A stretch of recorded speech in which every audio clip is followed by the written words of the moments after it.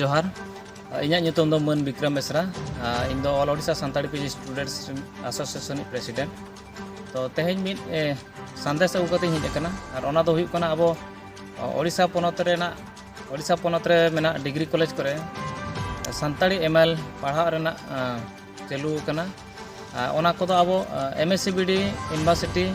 under रे जहाँ तीन डिग्री कॉलेज को मेना मेन दो मयूरभंज और केवंझर डिस्ट्रिक्ट रेना सानाम डिग्री कॉलेज कोरेगे पठुआ को संताली एमएल को हता दाड़ेया ओना साथे अब रेभेन्सा यूनिवर्सिटी रेहों पठुआ को आर्ट्स साइंस कॉमर्स जो स्ट्रीम रिन पठुआ को गे मिटे जहाँ कंपलसरी सब्जेक्ट मेना का लैंग्वेज हिसाब से ओंडे माने फर्स्ट एंड सेकंड सेमिस्टर रे ओंडे संताली एमएल को हता दाड़ेया ओना साथे अब एफएम ऑटोनोमस कॉलेज ओंडे हो संताली एमएल ओना साथे संताली ऑनर्स को हता दाड़ेया अब नितो नेल लेखान FM autonomous college Baleswar MPC autonomous college Baripada Karanjia autonomous college Karanjia Rohidas Soren degree college Kundabai और मैनेजमेंट डिग्री कॉलेज बारिपदा नोआ करे अब संताली ऑनर्स चालू कना ओना साथे संताली पीजी अब किस यूनिवर्सिटी एमएससीबीडी यूनिवर्सिटी और एमपीसी ऑटोनोमस कॉलेज रे संताली पीजी चालू कना आदो पठुआ कोठेन नोआ गे इन्या नेहर और अरदास तहना जे आपे बढ़ती खन बढ़ती अबवा जहाँ संताली एमएल साथे संताली ऑनर्स संताली पीजी को नितो अब जन्म पार्सीते सेचेदो रेना जहाँ ओडिशा सरकार दावे एमाकार बना तो ओना दाव आलो बो पुचुजमा और नोआ पढ़ा काते आगाम दिन रे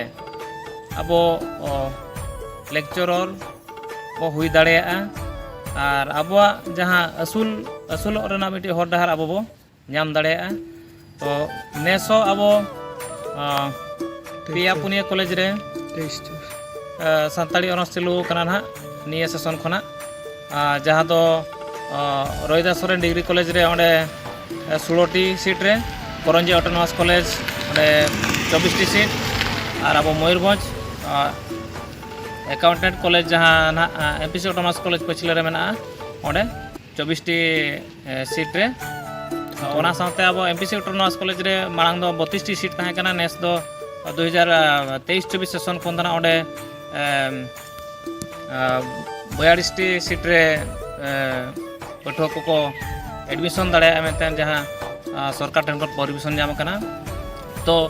एटागा पार्सी तमा बो ओलोग कान गे जेहेतु अब सानताड़ी ऑनर्स को नितो झिज एना तो ओना कोते बो ओलोआ और अब जहाँ पार्सी अब साहेन अब चिकी नोआ बो हारा बुरुया और नोआ को आपे ओलोग पढ़ाव रे जहाना को जुदी एटकेटोना पे बुझावा जहाँ लका पोतब कोरेना अनाट से ओका करे पढ़ा बाखरा ते सार को अभाव जहाना के जुदी उनका एटकेटोना पे बुझावा आले गावता नंबर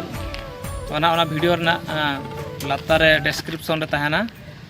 प्रेसिडेंट सेक्रेटरी को उनको सा आपे जोगाजोग करते आपे ओना पे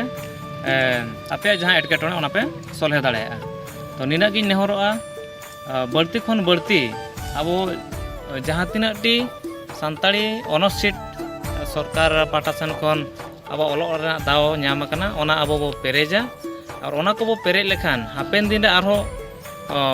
जहाँ के डिग्री कॉलेज को मेना ओना को रहो संताड़ी ऑनर्स खुला हुई दाड़ेया ओना साथे जहाँ गालोचिया को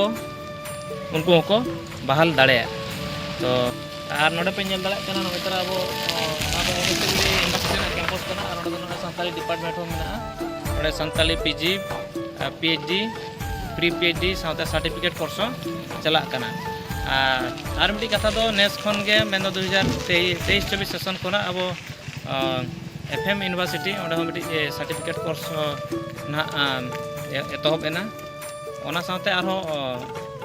अडिगान कॉलेज रे ना यूनिवर्सिटी करे अब संताली साताम को एहबा जहाँ लका संबलपुर यूनिवर्सिटी रे अब संताली ते पीएचडी पढ़ा चालू कना